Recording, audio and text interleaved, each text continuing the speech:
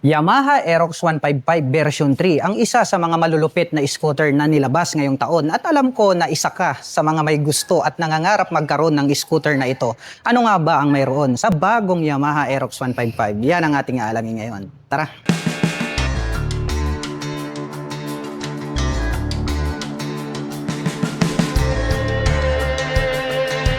Ang pogi talaga ng Yamaha Aerox 155. Kahit sa ang anggulo natin tignan ay very attractive. Ito pong bagong design nito pong ating Aerox. Ito pong kanyang main headlight. Full LED na po yan para po siyang projector lights, no? At astig din po ang dating nito pong kanyang bagong daytime running light. At located na po rito ngayon sa bandang itaas ito pong kanyang mga LED na turn signals. Meron naman pong nakalagay rito na Aerox na decal at meron naman po siyang Yamaha logo rito sa gitna. At dito po sa kanyang handlebar ay may nakalagay naman po rito na blue core. At agaw pansin din po, ito pong kanyang extension cover dito dahil nagkaroon po siya ng touch ng carbon. At ito po ay gumagamit ng traditional telescopic fork na black color para po rito sa kanyang front suspension. Naka single rotor disc brake with single pot caliper. Black color po ito pong kanyang cast wheel. At ang sukat po ng kanyang gulong rito po sa harapan, ito po ay mayroong sukat na 110 by 80-14. At ito po ay naka tubeless na. Naka fully digital meter panel display po ito. Activate po natin ito pong ating pinakabagong Yamaha Aerox 155. Ang makikita po natin dito po sa kanyang meter panel display, dito po sa gilid nandirito po yung kanyang RPM. Nasa taas yung clock, mayroon po siya ritong fuel gauge and then yung kanyang odometer at yung kanyang speedometer. At pagdating naman po rito po sa kanyang mga button selectors, meron po itong high beam and low beam, turn signal selector. Ayan, nagkakaroon po siya ng light indicator dyan. At yung kanyang horn. Pakinggan naman po natin ito pong kanyang horn. Malakas na po ito pong kanyang stock horn, no? Hindi nyo na po kailangang mag-aftermarket. Habang dito naman po sa kabila, nandirito naman po yung kanyang hazard button. Check po natin. Activate natin yung kanyang hazard. Makikita po natin sa kanyang light indicator. Silipin po natin dito sa bandang harapan. Ayan o, more visible. At talagang more attractive yung dating nito pong kanyang bagong daytime running light. Balikan po natin itong kanyang button selector. Nandirito po pala sa bandang ibaba, ito pong kanyang electric starter. Off po natin itong kanyang hazard button. Itim po ang kulay, ito pong kanyang mga handle grip at chrome color naman po, ito pong kanyang mga brake levers. At pagdating naman po sa kanyang ignition, ito po ay gumagamit ng mechanical key. With shutter lock key na rin po ito for safety purposes. Included na po pala rito yung kanyang fuel at set button. At meron naman po itong front pocket. Buksan po natin itong door na to. Push lang natin. Malalim din po ito pero hindi pa rin kasya rito ang mobile phones. Pero ang kagandahan po nito pong ating bagong Yamaha Aerox 155, bago na po ito pong kanyang USB charging port. Naka USB Type-C na po siya. Gagamit na lamang po kayo ngayon ng mga USB cable ay makakapag-recharge na po kayo ng inyong mga dalang mobile phones at gadgets. At ito pong ating bagong Yamaha Aerox 155 na B3 ay meron pa po pala itong Yamaha Y-Connect, which is pwede po nating i-connect ito pong ating mga gamit na mobile phones dito po sa ating scooter para ma-access po natin yung kanyang internal system. At dito po pala located sa bandang gitna, ito pong kanyang fuel tip. At ito po pala ay mayroong fuel tank capacity na 5.5 liters at mayroon naman po itong fuel consumption na 45 km per liter. Napansin ko lang po ito pong kanyang palikpik dito sa side. Nagkaroon po pala siya ng additional na angas. Mayroon po siyang touch ng carbon. At ito pong kanyang pillion step para po sa ating rider. Malapad din po ito, kasyang-kasya yung ating paa rito. At mayroon naman po siyang rubber cover on top na anti-slip kaya hindi ka po dudulas rito.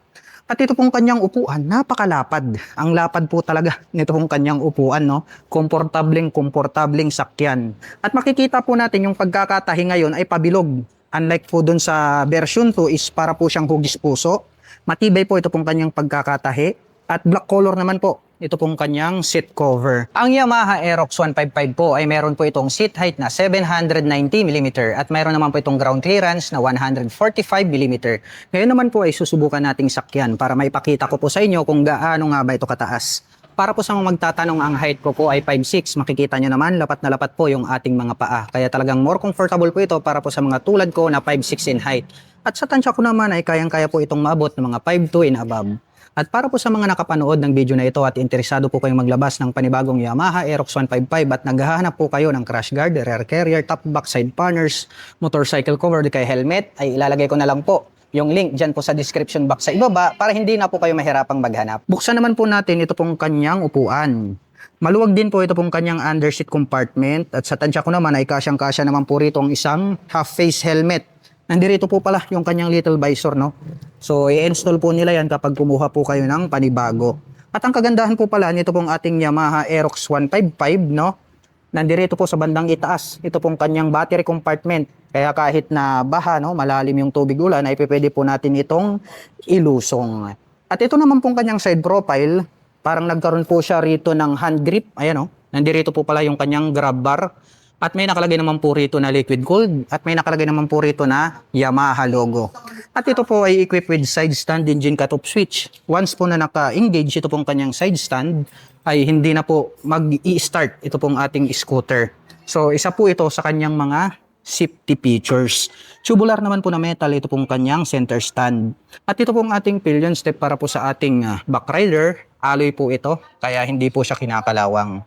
Itim po ang kulay nito pong kanyang CVT cover at may naka-intact naman po rito na Yamaha. May 3 pins dito at itim din po ang kulay nito pong kanyang airbox cover.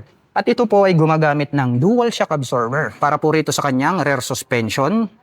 Silipin naman po natin, ito pong kanyang tail light. Diamond type na po, ito pong kanyang bagong design ng kanyang brake light.